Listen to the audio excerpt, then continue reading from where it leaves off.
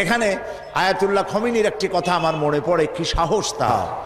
যেই জাতির বছরে 1 মাস না খাইয়া থাকা ফরজ, সেই জাতি তোমার খাবারের অপেক্ষা করবে, তোমার মতো কাফেরদের খাবারের কোনো পরোয়া আমরা করি না। আজ বলা হচ্ছে দিন দুনিয়ার মালিক বাবা ভান্ডারী, নাউযুবিল্লাহি মিন যালিক। এই কথা শিরকের মধ্যে ডুবে গিয়েছে গোটা জাতি। আপনারা কেন কথা বলছেন না? মসজিদে সমাজ কল্যাণ পরিষদ কর্তৃক আয়োজিত 25তম বার্ষিকী তাফসীরুল কোরআন মাহফিলের এই প্রতিষ্ঠান কর্তৃক আয়োজিত তাফসীরুল কোরআন মাহফিলের 4র্থ দিবসে বিশেষভাবে ওলামাদের জন্য আয়োজিত মাহফিলের সম্মানিত সভাপতি বাইতুস শরফের পীর সাহেব হযরত মাওলানা শাহ কুতুবউদ্দিন সাহেব মাদ্দাজিল্লুহুল আলী, আজকের এ মোতাবাররক মাহফিলের রওনাক বখশ প্রধান অতিথি, উপমহাদেশের ইসলামী জাগরণের পুরোধা মুজাদ্দিদে জামান হযরত মাওলানা আবু বকর সিদ্দিকী আল কুরাইশি, তার পুত্র হযরত মাওলানা আব্দুল হাই সিদ্দিকী রহমতুল্লাহ আলাইহের কলিজার টুকরা সন্তান, বর্তমান গদিনিসীন পীর হযরতুল আল্লাম আবুল আনসার মোহাম্মদ আব্দুল কাহ্হার সিদ্দিকী দামাত বরকাতুহুমুল আলিয়া, হাজারাত উলামায়ে কেরাম, সম্মানিত সুধীমণ্ডলী, আসসালামু আলাইকুম ওয়া রাহমাতুল্লাহি তাআলা ওয়া বারাকাতুহু। খুব ভালো হতো যদি আমরা পরস্পরের পরিচয় জানতে পারতাম, কিন্তু জোহরের রক্ত কাছাকাছি, এত মানুষের পরিচয় জানতে গেলে মাগরিব হয়ে যাবে। সেই জন্য আমি, যদি আপনারা বেয়াদবি না নেন, তাহলে একটা সংক্ষিপ্ত পরিচিতি আমি এভাবে নিতে পারি যে কওমি মাদ্রাসা থেকে দাওরায়ে হাদিস করেছেন যারা এবং আলিয়া মাদ্রাসা থেকে কামিল করেছেন যারা, তারা মেহেরবানি করে মঞ্চে এবং সামনে মেহেরবানি করে হাত উঁচু করে দেখান। আলহামদুলিল্লাহ, হাত নামান। বিভিন্ন কওমি মাদ্রাসার মুহতামিম এবং কামিল মাদ্রাসার অধ্যক্ষ, ফাজিল মাদ্রাসা এবং আলিম মাদ্রাসার অধ্যক্ষ যারা এসেছেন, মেহেরবানি করে একটু হাত উঁচু করে দেখান। হাত নামান। তা আমরা দেখতে পেলাম যে আল্লাহর মেহেরবানি, এই মাহফিলে অসংখ্য ওলামায়ে কেরামদেরকে আল্লাহ তাআলা হাজির করে দিয়েছেন। আলহামদুলিল্লাহ, অসংখ্য এই জন্য বলছি যেহেতু সংখ্যা আমরা গণনা করতে পারিনি। এই আলোচনায়, আজকে যে আলোচনা হলো, ওলামায়ে কেরাম যা কিছু আলোচনা করেছেন প্রত্যেকেই অত্যন্ত গুরুত্বপূর্ণ বক্তব্য রেখেছেন। প্রত্যেকের বক্তব্য আমাদের কাছে হৃদয়গ্রাহী হয়েছে। আপনারা নিশ্চয়ই জানেন যে আল্লাহ তাআলা বলেছেন যে যাদেরকে ইলম দেওয়া হয়েছে মর্যাদা তাদের জন্য। ওলামাদের মর্যাদা আল্লাহ তাআলা সব থেকে বেশি বৃদ্ধি করেছেন। নবী করিম সাল্লাল্লাহু আলাইহি ওয়াসাল্লাম বলেছেন, ফদলুল আলেমে আলাল আবেদে কাফদলি আলা আদনাকুম, আখরাজাহুল বুখারী। নবী করিম সাল্লাল্লাহু আলাইহি ওয়াসাল্লাম বলেছেন, সাধারণ মানুষের ওপরে ওলামাদের মর্যাদা সেই রকম, গোটা উম্মতের ওপরে আমি নবীর মর্যাদা যেরকম। নবী করিম সাল্লাল্লাহু আলাইহি ওয়াসাল্লাম আরো বলেছেন, আকাশের মধ্যে তারকাপুঞ্জের মধ্যে, আকাশে তারকাপুঞ্জের মধ্যে পূর্ণিমার চাঁদের যে মর্যাদা, উম্মতের ভেতরে আমার আলেমদের সেই মর্যাদা। যে আল্লাহ তাআলা আমাদেরকে, যারা আলিম, আমি নিজেকে কোনো বড় আলেম বা ছোট আলেম আমি নিজেকে মনে করি না, আমি নিজেকে তালিবে ইলম মনে করি। উহিব্বুস সালিহিনা ওয়া লাস্তু মিনহুম, লাআল্লাল্লাহু ইয়ারযুকুনি সালাহা। আমি সালিহিনদের মধ্যে শামিল হতে পারি নাই, কিন্তু সালিহিনদেরকে ভালোবাসি, ওলামাদেরকে ভালোবাসি এবং আল্লাহর কাছে আশা করি কিয়ামতের জন্য সেই কাতারে এ অযোগ্য এ নগণ্য বান্দাকে আল্লাহ যেন সালেহিনদের মধ্যে শামিল করেন। ওলামাদেরকে আল্লাহ রাব্বুল আলামিন অনেক মর্যাদা দিয়েছেন, সেই মর্যাদা তারা অনুধাবন করতে পারেন না, হীনমন্যতার কারণে, পারিপার্শ্বিকতার কারণে, ছোটখাটো বিষয় নিয়ে ঝগড়াঝাটির কারণে।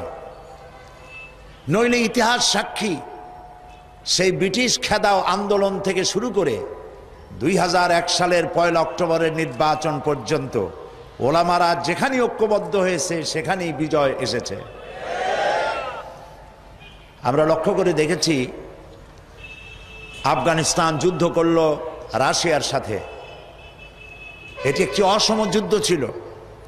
আমার ভাষা আমি তখন বলতাম যে যুদ্ধ হচ্ছে নবজাতক শিশুর সঙ্গে সিন্দাবাদের বিরাট দৈত্যের সাথে। ওদের মডার্ন অস্ত্রপাতি আর আফগান মুজাহিদদের কাছে হলো নূহ আলাইহিস সালামের জামানায় বন্যায় ভিজানো গাদা বন্দুক, এই দিয়ে তারা লড়লেন। সেই লড়াইয়ে দেখা গেল রাশিয়ার মতো বিশাল দৈত্য কুপকাত হয়ে গেল, আর আল্লাহ তাআলা আফগান মুজাহিদিনদেরকে জিতিয়ে দিলেন। কেন দিয়েছিলেন?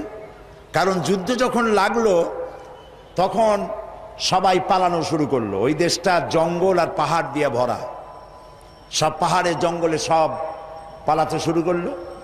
পালায় গিয়ে দেখলো ওলামারা সব এক জায়গায় এসে গেছে। ওই সব ওলামা যারা একজন আর একজনকে দেখতে পারে না, দেখলেই রুমাল দিয়ে মুখ ঢাকে, সালাম দিলে জবাব দেয় না।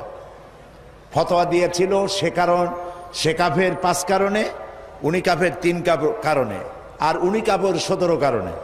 এদেরকে যারা কাফের না মনে করে তারাও কাফের। আর ওই সব কাফের মরে গেলে তাদের কবরের উপর যে ঘাস হয় সেই ঘাস যে গরুতে খায় সে গরুও কাফের। এই রকমের ফতোয়াবাজি যারা করছিল তারা পাহাড়ে জঙ্গলে সব একজনের সঙ্গে আর একজনের দেখা হয়ে গেল, সালাম করলো, কোলাকুলি করলো।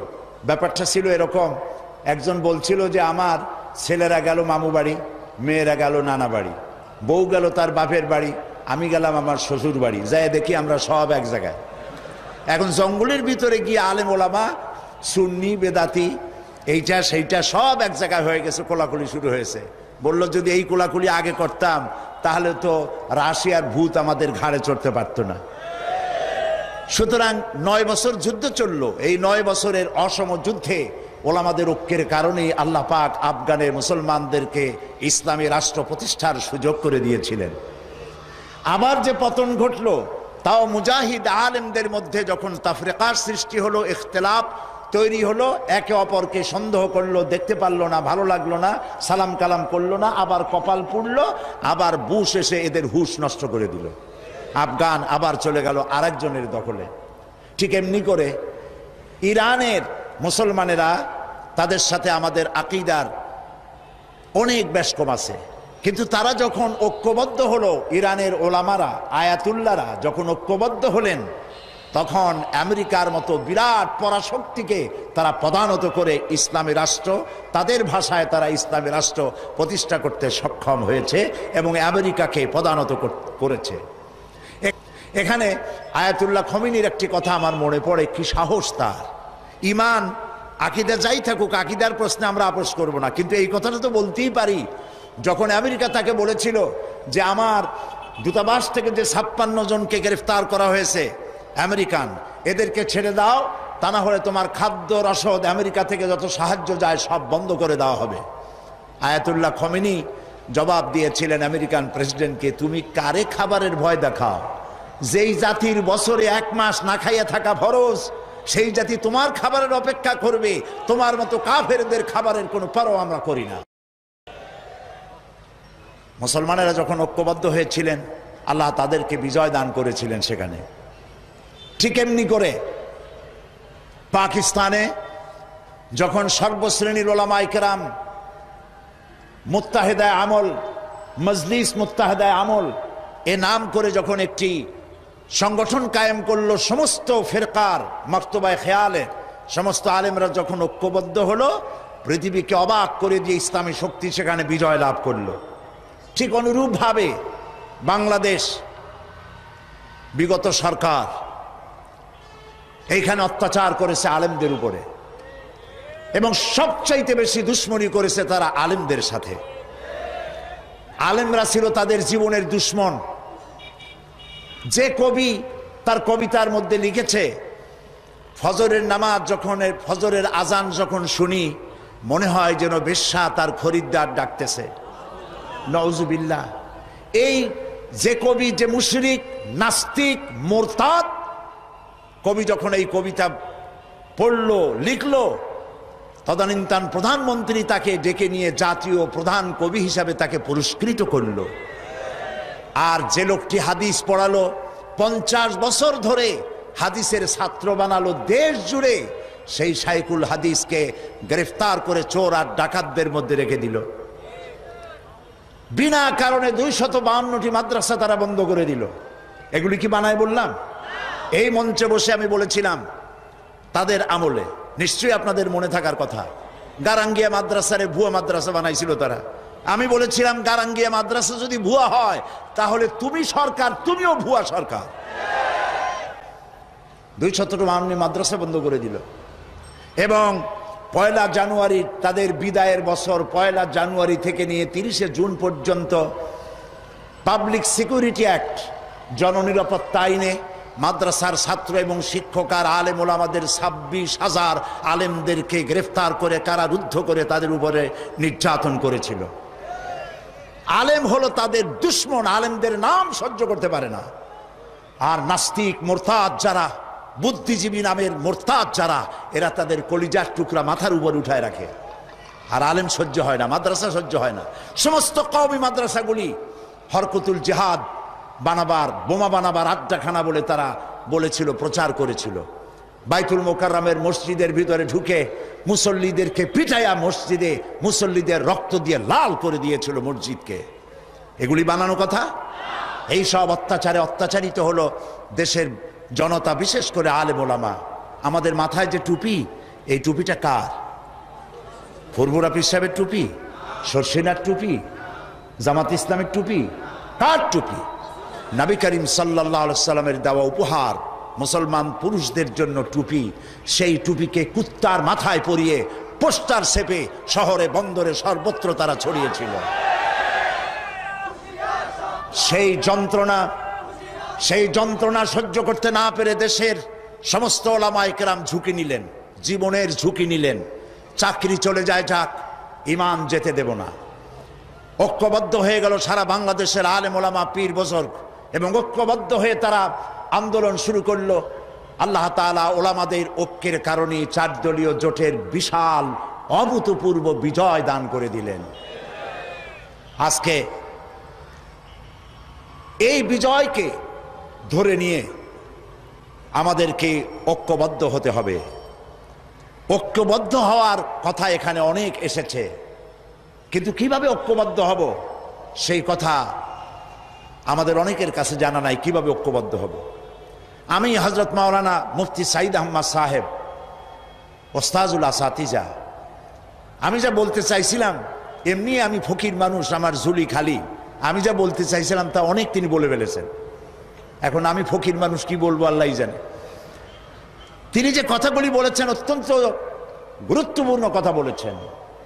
এদেশে ওলামাদের ঐক্য নাই, এ কথা ঠিক নয়।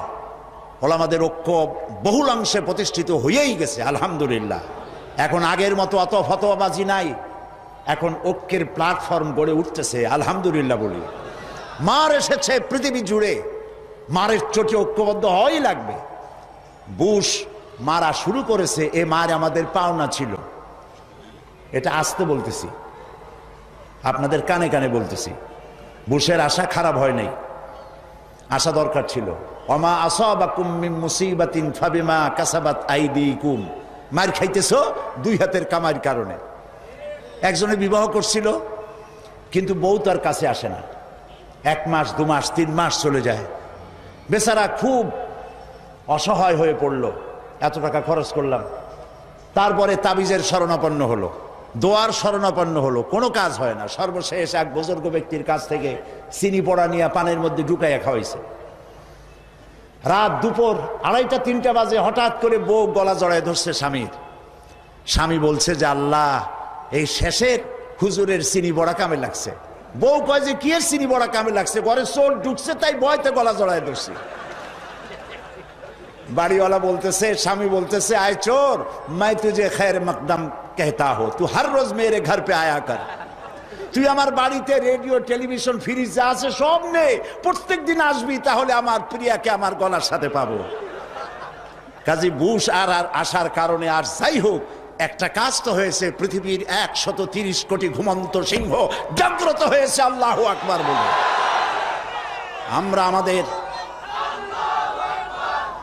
আমরা আমাদের শত্রুকে চিনেছি। শত্রু চিনতে পারেন নাই? আমরা আমাদের শত্রুকে চিনেছি। ঐক্যবদ্ধ হতে হবে। আজ ঐক্যবদ্ধ হতে পারলেই আমরা আল্লাহ তাআলার সাহায্য পাবো। আর সাহায্য এখন এই জন্য পাই না যেহেতু হক কথা বলি না। হযরত মাওলানা মুফতি সাঈদ আহমদ সাহেব, আল্লাহ তাকে হায়াতে তাইয়্যিবা সেহাতে কুল্লিয়া দিন, শিরক এবং বিদআতের বিরুদ্ধে এক বজ্র কঠিন কণ্ঠস্বর আল্লাহ তাকে দান করেছেন কোরআন হাদিস দিয়ে বোঝাবার। দেশে আজ তাওহীদের বিরুদ্ধে কাজ চলছে, শিরকের ছড়াছড়ি চলছে। আমরা কথা বলছি না চাকরির ভয়, যে কথা তিনি বলেছেন, ইমামতি চলে যাবে, ওয়াজের দাওয়াত হবে না, নইলে কেন কথা বলতে পারি না? মাইজ ভান্ডারী, সুরেশ্বরী, চন্দ্রপাড়ায় যা হয় সব শিরক এবং বিদআতে ভরা। আজ বলা হচ্ছে দিন দুনিয়ার মালিক বাবা ভান্ডারী, নাউযুবিল্লাহি মিন যালিক। এই কথা যারা বলে আর যারা এই কথা বিশ্বাস করে 100% সলিড মুশরিক। শিরকের মধ্যে ডুবে গিয়েছে গোটা জাতি। আপনারা কেন কথা বলছেন না? মসজিদে কথা বলুন, চাকরি চলে যাক। ময়দানে কথা বলুন, চাকরি চলে যাক। রাসূলুল্লাহ যেখানে দান্দার মোবারক শহীদ অবস্থায় উঠবে আল্লাহর দরবারে, যেখানে রাসূলের কলিজার টুকরা মা ফাতেমার নয়নের মণি ইমাম হোসেন সমস্ত শরীরের মধ্যে অসংখ্য তীরের দাগ নিয়ে আল্লাহর দরবারে উঠবেন, হযরতে হামজা কলিজা ফাটা অবস্থায় আল্লাহর দরবারে উঠবেন, সাহাবায়ে কেরাম রক্তাক্ত দাগ নিয়ে আল্লাহর দরবারে উঠবে, তখন নাদুস নুদুস চেহারা নিয়ে আল্লাহ রাসূলের সামনে কিভাবে দাঁড়াবেন? প্রয়োজন হলে জেলে যান, প্রয়োজন হলে মার খান। এই মাজারের বিরুদ্ধে কথা বলুন, এই সব ভণ্ড অলিদের বিরুদ্ধে কথা বলুন। বাইরের দেশ থেকে সাজাইয়া মূর্খ এক লোককে এনে নাহনুমায় শরিয়াত বানানো হয়েছে এই দেশে। লেখা জানে না, পড়া জানে না, ইলম নাই, কালাম নাই, তার নিজের দেশের কেউ তাকে চেনে না। মানুষদেরকে ধোঁকা দেওয়ার সুযোগ আর নাই। থামেন, সোজা দেওয়া, ধোঁকা দেওয়া বন্ধ করে দিতে হবে। আজ পীর পূজা, মাজার পূজায় গোটা দেশ শিরকের মধ্যে মুবতালা হয়ে যাচ্ছে। কথা বলতে হবে, জীবনকে বাজি রাখুন, কথা বলুন। আল্লাহর ওলিরা আসছিলেন, যে জিনিস যত ভালো তার নকল বেরোয় তত তাড়াতাড়ি। পীর মুরিদি খারাপ জিনিস ছিল না। হযরত খাজা মঈনুদ্দিন চিশতি রহমতুল্লাহ আলাইহ একদিকে পীর মুরিদি করেছেন, আর একদিকে পৃথিরাজের বিরুদ্ধে তিনি লড়াই করেছেন এবং সেই যুদ্ধ করে গোয়ালিয়ার, পান্ডুয়া এবং আজমিরে মুসলিম রাজত্বের সূত্রপাত করেছেন, যা মোহাম্মদ ঘোরির মতো বাদশার পক্ষেও সম্ভব হয় নাই। মুজাদ্দাদিয়া তরিকার পীর হযরতে মুজাদ্দিদ আল ফিসানি রহমতুল্লাহ আলাইহে সম্রাট আকবর এবং জাহাঙ্গীরের বিরুদ্ধে লড়াই করে তিনি কারাবরণ করেছেন। শাহজালাল রহমতুল্লাহ আলাইহ গৌর গোবিন্দের বিরুদ্ধে লড়াই করেছেন। হযরতে খান জাহান আলী রহমতুল্লাহ আলাইহি লড়াই করেছেন। এখনো ফিলখানা আছে বাগেরহাটে, বলা হয় পিলখানা, আসলে নাম হলো ফিলখানা। হাতির যুদ্ধ হয়েছিল সেখানে। তারা শুধু হাত পাতা এরকম নেন নাই, এরকম করে মানুষকে দিয়েছেন। তারা বিরাট বিরাট পুকুর খনন করেছেন, মানুষের পানির ব্যবস্থা করেছেন, সুপেয় পানির ব্যবস্থা করেছেন, মসজিদ গড়েছেন। যারা আজকে বিভিন্ন জায়গায় ওরসের দাবি করেন, হিন্দু মুসলমান পাইকারি দরে গিয়ে গাঁজা খায়, মদ খায় এবং মাজারে গিয়ে সেজদা দেয়, নাউযুবিল্লাহ, নাউযুবিল্লাহ। মাজারে কি চান? মুসলমানদের সাথে মাজারের কিসের সম্পর্ক? মুসলমানদের সম্পর্ক হবে মসজিদের সাথে। আর আল্লাহর ওলিদেরকে আমরা সম্মান করি। ওলি হচ্ছেন তারা যারা নাকি কথা বলতে গিয়ে জেল খাটেন, জরিমানা দেন, শুধু পকেট ভর্তি করে টাকা নেন না, কথা বলতে গিয়ে জেল জরিমার মুখোমুখি হন, ফাঁসির মঞ্চে গিয়ে দাঁড়ান। তারাই হচ্ছেন সত্যিকারের ওলিউল্লাহ। আর যারা পয়সা কড়ি কামাই করেন, হক কথা বলেন না, হক কথা গোপন রাখেন, শুধু কদম বুসিয়ার মানুষের টাকা নিয়ে তৃপ্ত হন, তারা অলিউল্লাহ নয়, আদুবুল্লাহ। গোটা জাতিকে কথা আজ বলতে হবে।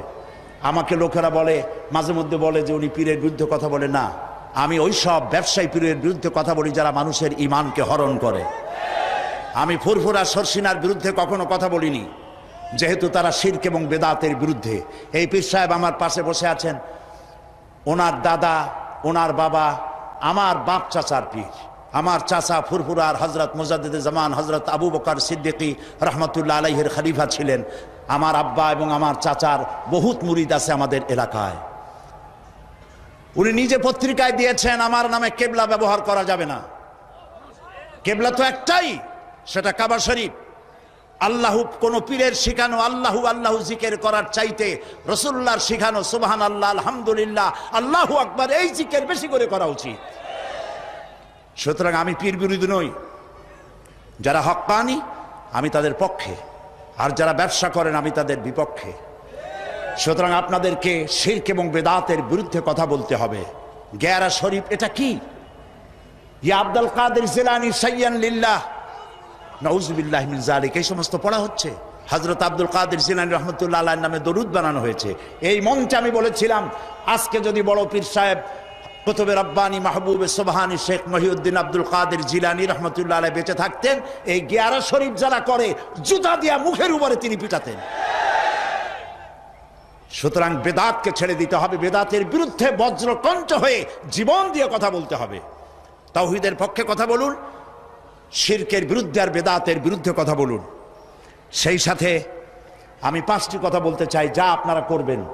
আপনারা জানেন, জানা কথাগুলি স্মরণ করিয়ে দিই। তাওহীদ প্রতিষ্ঠার পক্ষে কথা বলুন, শিরকের বিরুদ্ধে বেদাতের বিরুদ্ধে কথা বলুন, এবং নারীর অধিকারের কথা বলুন।